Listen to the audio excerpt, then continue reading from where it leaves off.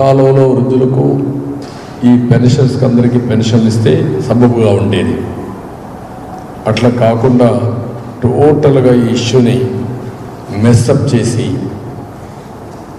వీళ్ళ స్వార్థ ప్రయోజనాల కోసం 13,000 కోట్ల రూపాయలు డైవర్ట్ చేసి మొదటి తారీఖున ఖజానా ఖాళీ చేసి మొదటి తారీఖు ఇవ్వకుండా 27వ తారీఖునే ఒక సర్క్యులర్ ఇష్యూ చేసి 3వ తారీఖు ఇస్తామని అందరికీ ఆదేశాలు ఇచ్చి,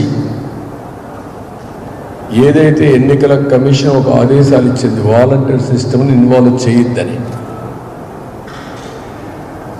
ఎప్పుడైనా సరే గవర్నమెంట్ ఎంప్లాయీసే ఇన్వాల్వ్ అవుతారు తప్ప ఇలాంటి వాలంటీర్స్ అందరూ కూడా గవర్నమెంట్ వర్కుల్లో ఇన్వాల్వ్ కారు. ఆ విషయమే ఎలక్షన్ కమిషన్ చెప్పింది.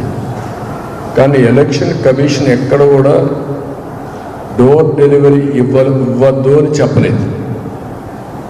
ఇక్కడ జరిగింది మీరు ఒకసారి చూస్తే చాలా దుర్మార్గంగా ఎలక్షన్ కమిషన్ ఇచ్చిన ఆర్డర్ ఒకటి, వీళ్ళు చేసిన పని ఒకటి. ఎలక్షన్ కమిషన్ చెప్పింది 30వ తారీఖు. వాళ్ళు ఇచ్చిన ఆర్డర్స్లో volunteer shall be barred from distribution of cash benefits under any scheme to eligible beneficiaries.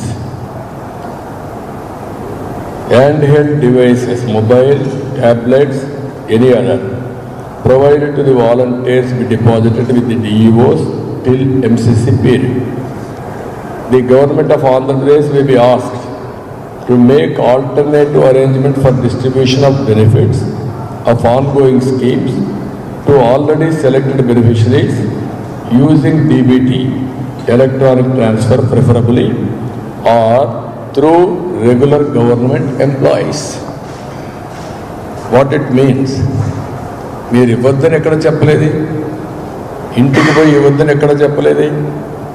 మీకు ఏం చెప్పారు? వీళ్ళు ఎలక్షన్ డ్యూటీలో ఉండడానికి వీల్లేదని చెప్పారు. వాళ్ళ డివైసెస్ కూడా వాడడానికి వీల్లేదు, అవి డిపాజిట్ చేయమన్నారు. అలాంటిది మీరు వాళ్ళని మొట్టమొదటి నుంచి కూడా మీ ఎన్నికల కోసం ఉపయోగించాలని దుష్ట పన్నాగం అన్నారు. ఈరోజు ఎవరైనా మీటింగులుగా రాకపోతేనే వాళ్ళని ఉపయోగించి బెనిఫిట్స్ కట్ చేసే పరిస్థితికి వచ్చారు, బెదిరించే పరిస్థితికి వచ్చారు. వీళ్ళు మా సైన్యం అని మీరే చెప్పే పరిస్థితి వచ్చారు.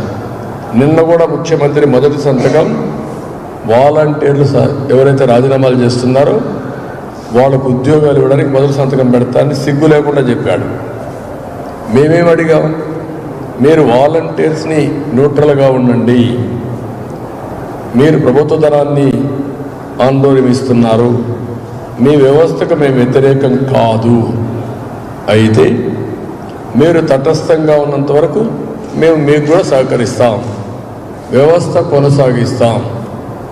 మీకు అవసరమైతే మీ క్యారియర్ కూడా బాగా చదువుకుని ఉన్నారు, మీలో మీకు ఇంకా ఎక్కువ ఆదాయం వచ్చేట్టుగా మీ క్యారియర్కి ఏం చేయాలో చేసే బాధ్యత మాదని నేను పదే చెప్పాను.